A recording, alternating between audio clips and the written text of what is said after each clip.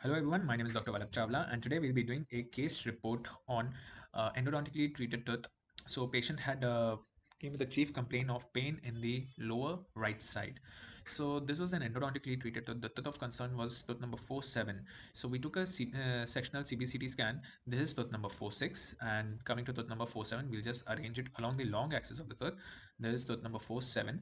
Okay, so coming from the occlusal aspect in the axial cross sections, occlusal aspect to the apical end. So we'll just check it.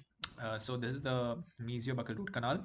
Okay, we'll arrange the lines along the long axis of the tooth. So this is the long axis of the tooth, mesiobuccal root canal.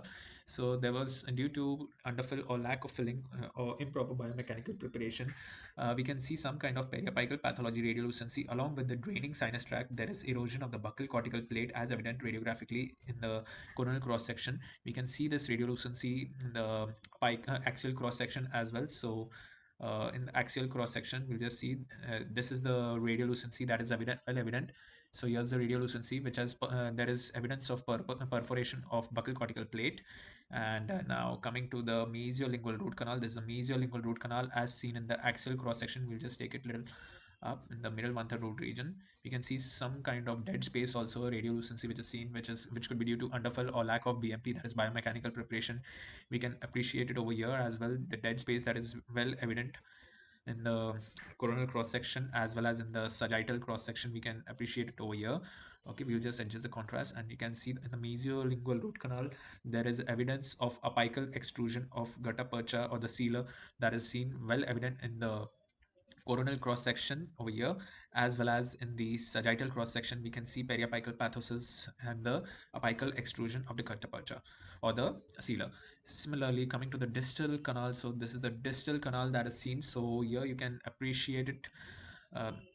Periapical pathology is again well evident in the distal canal. You can see some sort of kind of periapical abscess that is converting into periapical granuloma. Also, there is thinning of the lingual undercut, lingual cortical plate as seen in the coronal cross section. We can appreciate it over here. And this is the axial cross section. We'll just take it from top to the bottom. So there's a top, like the canal orifice region. As we go down, this is the mesiolingual root canal underfill, or you can say mesiolingual as well as sorry for that, mesiolingual root canal, mesiobuccal root canal, and the distal canal.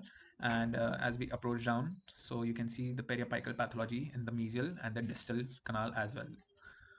Okay, so details are not very well evident in the 3D volume rendering because of artifacts that are seen, metallic restorations. However, you can appreciate some sort of radial opacity noted in the 3D volume image. So there's a radio opacity noted in the 3D volume image. Similarly, in the cross section, if you want, you can just study this thing in the cross section and divide this into smallest cross sections. You can see the periapex also in the cross section images. This is the buccal root perforation, buccal cortex perforation along with extrusion of the radiopaque sealer or the gutta-percha that is noted in the mesial root and the distal root as well. There is some kind of periapical pathology which is in contact with the nerve canal cortex. Okay, so this was all about CBCT of an endodontically treated tooth, whereas because of some kind of improper biomechanical preparation and lack of gutta-percha filling or the sealer, it has led to endodontic failure. However, there's no crack line detected in this case, so crack line is not evident. So it could be because of the improper BMP. Patient is having pain in the lower right side. Okay, thank you so much.